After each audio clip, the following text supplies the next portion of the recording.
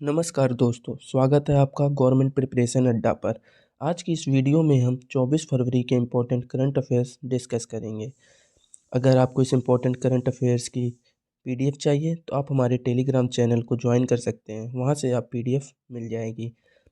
Telegram channel का link आपको description box में मिल जाएगा। आज का हमारा पहला क्वेश्चन है, हाल ही में टेस्ट क्रिकेट में इंग्लैंड के खिलाफ 100 विकेट लेने वाले पहले भारतीय गेंदबाज कौन बने हैं? तो ये आर अश्विन बने हैं। रविचंद्र अश्विन टेस्ट क्रिकेट में इंग्लैंड के खिलाफ 100 विकेट लेने वाले पहले भारतीय गेंदबाज बन गए हैं।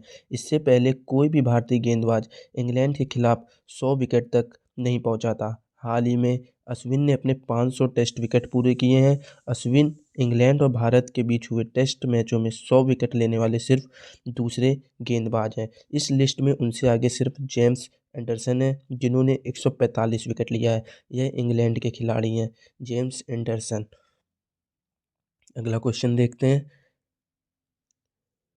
हाल ही में सरकार ने किसे सतर्कता आयुक्त नियुक्त किया है?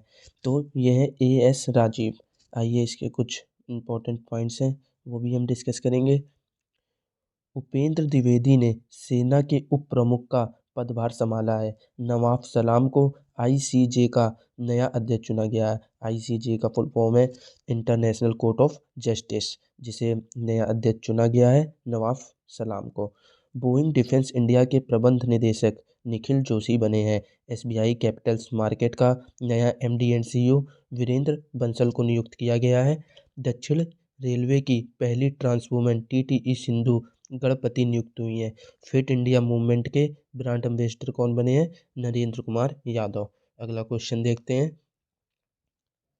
हाल ही में प्री ऑर्डर भोजन के लिए आईआरसीटीसी ने किसके साथ साझेदारी की है? स्विगी के साथ साझेदारी की है। अगला क्वेश्चन, हाल ही में किस राज्य के पूर्व मुख्यमंत्री मनोहर जोशी का निधन हुआ है? तो मनोहर जोशी महाराष्ट्र के सीएम रह चुके हैं। इनका 85 वर्ष की उम्र में निधन हो गया है और ये 1995 से 1999 तक महाराष्ट्र के सीएम थे और 2002 से 2005 तक यह लोकसभा के अध्यक्ष भी रहे हैं। महाराष्ट्र के करंट सीएम हैं एकनाथ शिंदे और वहाँ के गवर्नर हैं रमेश बैस।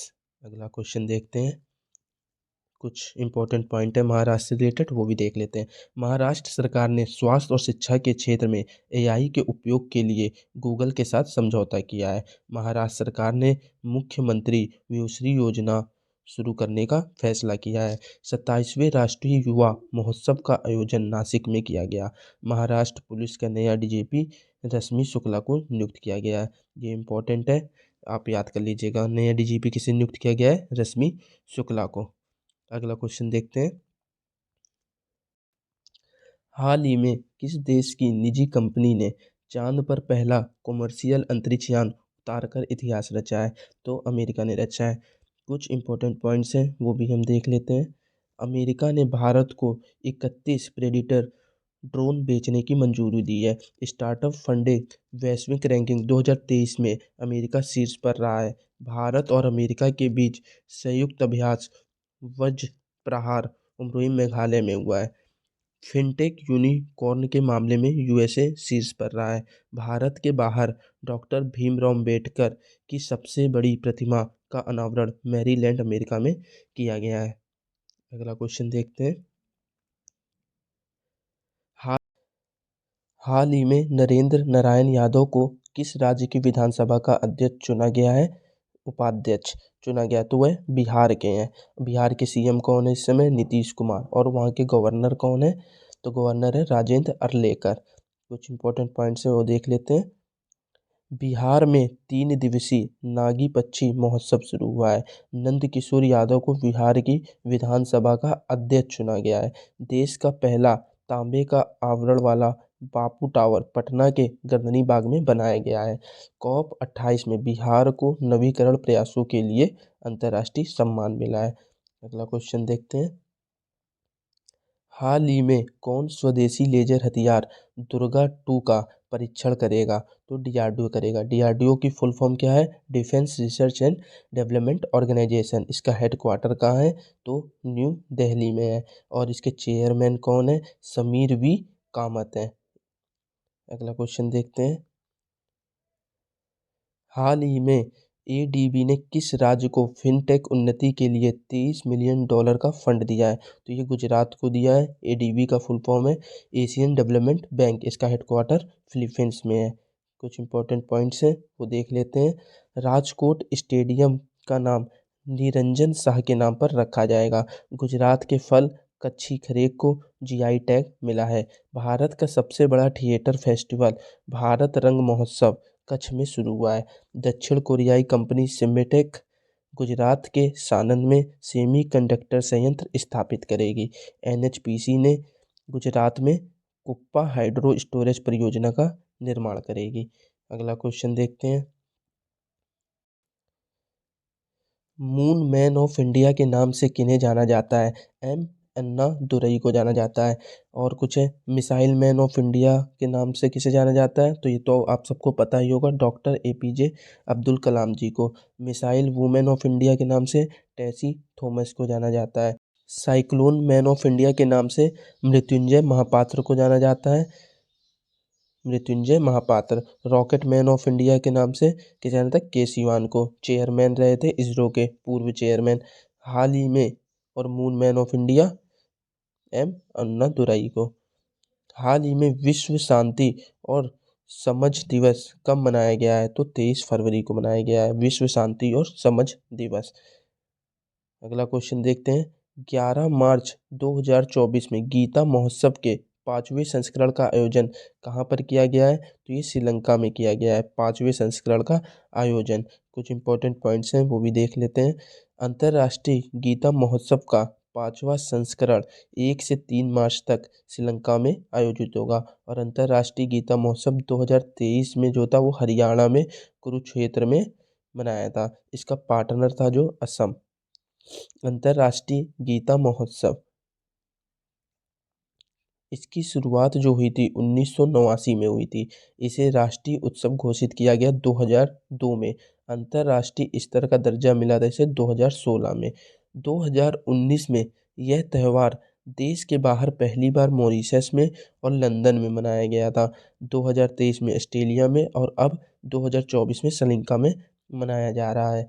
अंतर्राष्ट्रीय गीता पार्क की स्थापना ब्रैम्पटन कनाडा में हुई थी।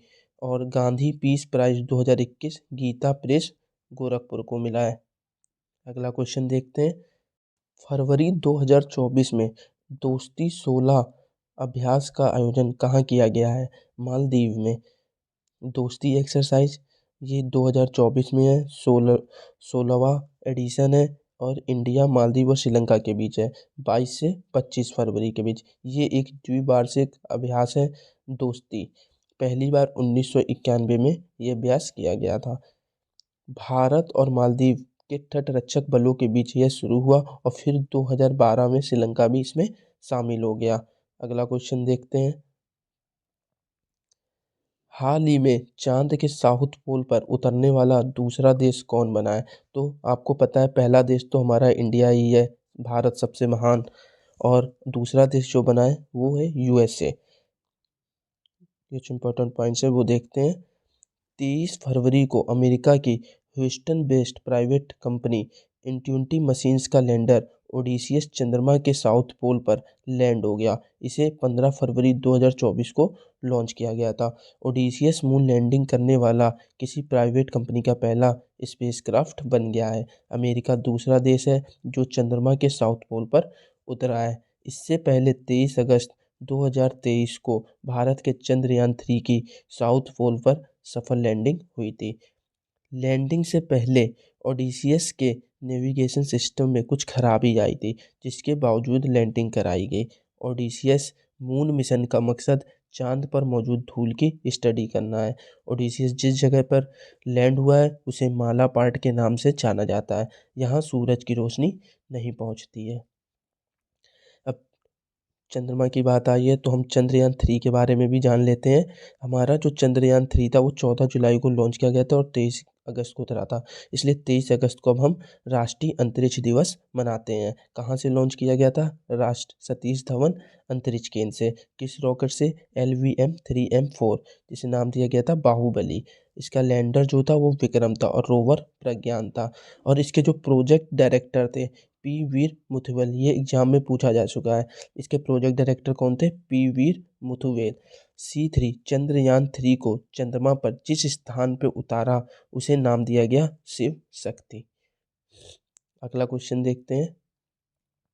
हाल ही में जारी time magazine women person of the year 2024 में किसे शामिल किया गया है? तो लीना नायर को शामिल किया गया है। अभी 21 फरवरी को टाइम मैगजीन ने women person of the year 2024 की लिस्ट जारी की और इस साल मैगजीन में दुनिया की 12 महिलाओं को शामिल किया गया। भारतीय मूल की महिला लीना नायर को इस मैगजीन में जगह मिली है। Leena Nair luxury brand Chanel company की CEO हैं। अगला क्वेश्चन देखते हैं। हाल ही में मिली जानकारी के अनुसार दुनिया का दूसरा सबसे बड़ा सड़क नेटवर्क किस देश में पाया जाता है? तो दूसरा सबसे बड़ा सड़क नेटवर्क इंडिया में पाया जाता है और पहला USA में। इंपॉर्टेंट पॉइंट्स हैं, देख लेते हैं। हाल ही में जारी रिपोर्ट के अनुसार दुनिया का दूसरा सबसे बड़ा सड़क नेटवर्क भारत में है। अगर दुनिया का सबसे बड़ा सड़क नेटवर्क भारत में है तो फिर दुनिया का सबसे बड़ा सड़क नेटवर्क किस देश में है? तो अमेरिका में है। तीसरा सबसे बड़ा चीन में है। भारत में पिछले 9 सालों में 50,000 किलोमीटर से अधिक के नेशनल हाईवेज का निर्माण करके भारत ने चीन को पीछे छोड़ दिया है और देश का सबसे लंबा राजमार्ग दिल्ली मुंबई एक्सप्रेसवे है। भारत में 63 लाख किलोमीटर से अधिक लंबा सड़क नेटवर्क है और नेशनल हाईवे 1,44,000 किलोमीटर लंबा। अगला क्वेश्चन देखते हैं। हाल ही में किसने उत्तर पूर्व युवा महोत्सव 2024 के लोगों का अनावरण किया है? तो अनुराग ठाकुर ने किया है। ये केंद्रीय मंत्री हैं, अनुराग ठाकुर। तो दोस्तों ये क्वेश्चन मैंने आपसे पिछली वीडियो में पूछा था, इसका आंसर आप कमेंट बॉक्स में बताइएगा। तो इसका आंसर अब मैं इस वीडियो में बताता हूँ। हाल ही में किस देश में भाषा दिवस पर अमर एकोसी मनाया गया है? अमर एकोसी, तो ये बांग्लादेश में मनाया गया है। आज आपके लिए है ये क्वेश्चन, इसका आंसर आप कमेंट बॉक्स में बताइएगा। हाल ही में वैज्ञानिक अनुसंधान के लिए 33वां GD बिरला पुरस्कार से किसे सम्मानित किया है? कमेंट बॉक्स में इसका आंसर बताइएगा। अगर दोस्तों आपको वीडियो पसंद आई हो तो लाइक सब्सक्राइब एंड शेयर कर दीजिएगा और अगर इसकी PDF चाहिए तो हमारे टेलीग्राम चैनल को ज्वाइन कीजिए और आपको यहाँ से PDF मिल जाएगी। धन्यवाद।